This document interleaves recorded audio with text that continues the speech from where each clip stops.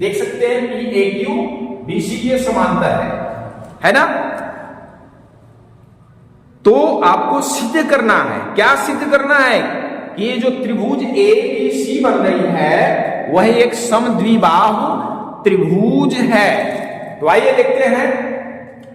सबसे पहले आप लिख देंगे दिया है। लिखने के बाद आपको इंडिकेट करना है बिंदु A से PAQ वृत्त की इस प्रकार से स्पर्शिया या स्पर्श रेखा खींची गई है कि वे PAQ BC के समांतर है।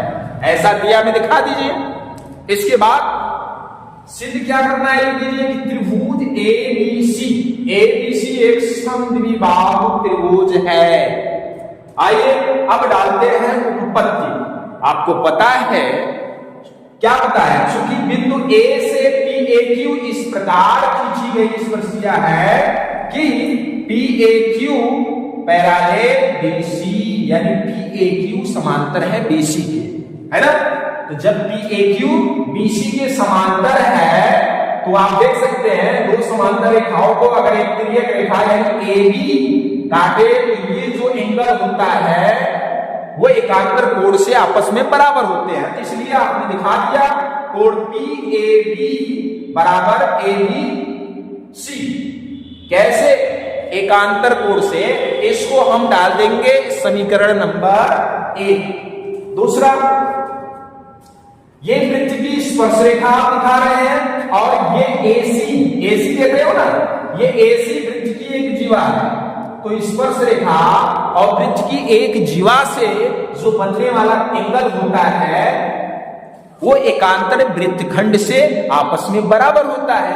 तो ये जो एंगल आपका ये फिर से बन रहा है PAB, वो आपस में बराबर हो गए किसके?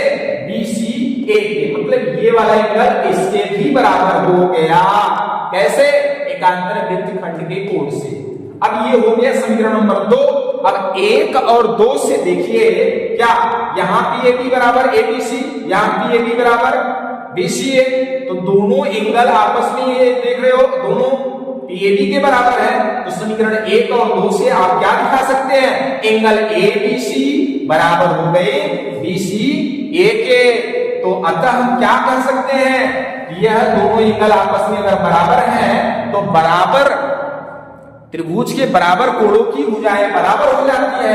तो अगर इस त्रिभुज की भुजाएं दोनों आपस में बराबर हो गई, अतः त्रिभुज ABC एक समद्विबाहु त्रिभुज सिद्ध होती है।